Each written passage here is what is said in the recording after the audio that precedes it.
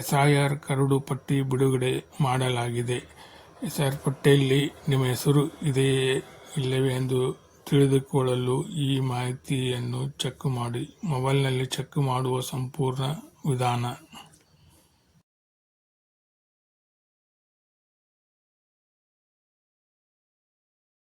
ಈ ಕರಡು ಪಟ್ಟಿಗೆ ಆಕ್ಷೇಪಣೆ ಸಲ್ಲಿಕೆ ಮಾಡಲು 1 ತಿಂಗಳ ಅಂದರೆ ಸೆಪ್ಟೆಂಬರ್ 23 ಕಾಲಾವಕಾಶ ನೀಡಲಾಗಿದೆ. ವಿವಿಧ ಕಾರಣಗಳಿಂದ ಡಿಲೀಟ್ ಆದವರು ಸ್ವಕಾರಣ ನೀಡಿ ಅಥವಾ ಫಾರಂ ನಂಬರ್ 6 ಅಥವಾ 8 ಅನ್ನು ಭರ್ತಿ ಮಾಡಿ ಮತ್ತೆ ಮತದಾರರ ಪಟ್ಟಿಗೆ ಸೇರ್ಪಡೆಯಾಗಬಹುದು. ಅಕ್ಟೋಬರ್ 27ರಂದು ಅಂತಿಮ ಮತದಾರರ ಪಟ್ಟಿ ಬಿಡುಗಡೆಯಾಗಲಿದೆ. ಈ ಬಗ್ಗೆ ಕರ್ನಾಟಕ ಮುಖ್ಯ ಚುನಾವಣಾಧಿಕಾರಿ ಅನೂಪ್ ಕುಮಾರ್ ಮಾಹಿತಿ ನೀಡಿದ್ದಾರೆ. ಚುನಾವಣಾ ಆಯೋಗ ಕೈಬಿಟ್ಟ ಮತಗಳ ಸಂಖ್ಯೆ, ವಿವಿಧ ಕಾರಣಗಳು, ಡಿಲೀಟ್ ಆದ ಮತಗಳ ಸಂಖ್ಯೆ, ಒಟ್ಟು ESDDO ಸಂಖ್ಯೆ 19.48%, ಗೈರು ಹಾಜರಾದವರು 2.74%, ಶಾಶ್ವತವಾಗಿ ಸ್ಥಳಾಂತರಗೊಂಡವರು 11.81%, ಮೃತಪಟ್ಟವರು 2.96%, ನಕಲು 1.28%, ಇತರೆ 0.69%. ಎಸ್ಐಆರ್ ಮುಂದಿನ ವೇಳಾಪಟ್ಟಿ. ಪರಿಷ್ಕರಣಾ ಚಟುವಟಿಕೆಗಳು.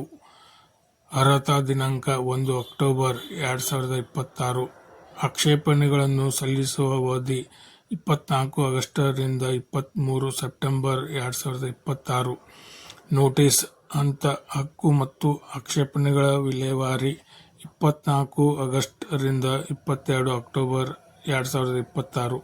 ಅಂತಿಮ ಮತದಾರರ ಪಟ್ಟಿ ಪ್ರಕಟಣೆ 27 ಅಕ್ಟೋಬರ್ 2026. 2026 ವೋಟರ್ ಲಿಸ್ಟ್ನಲ್ಲಿ ನಿಮ್ಮ ಹೆಸರನ್ನು ಹುಡುಕುವ ವಿಧಾನ. ಗೂಗಲ್ ಸರ್ಚ್ನಲ್ಲಿ ಹೋಗಿ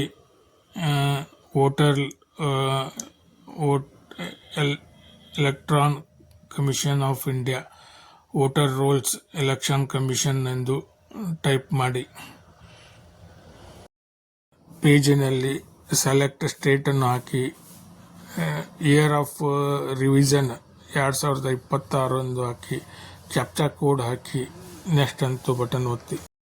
ಸೆಲೆಕ್ಟ್ ಸ್ಟೇಟ್ ಅಂತ ಹಾಕಿ, ಇಯರ್ ಆಫ್ ರಿವಿಷನ್ 2026 ಅಂತ ಹಾಕಿ, roll type SIR draft roll 2026, district ಅನ್ನು ಹಾಕಿ, ಅಸೆಂಬ್ಲಿ ಕಾನ್ಸ್ಟಿಟ್ಯೂಷನ್ ಅನ್ನು ಹಾಕಿ, ಸೆಲೆಕ್ಟ್ ಲ್ಯಾಂಗ್ವೇಜ್ ಅನ್ನು ಹಾಕಿ, ಕ್ಯಾಪ್ಚಾ ಕೋಡ್ ಅನ್ನು ಹಾಕಿ.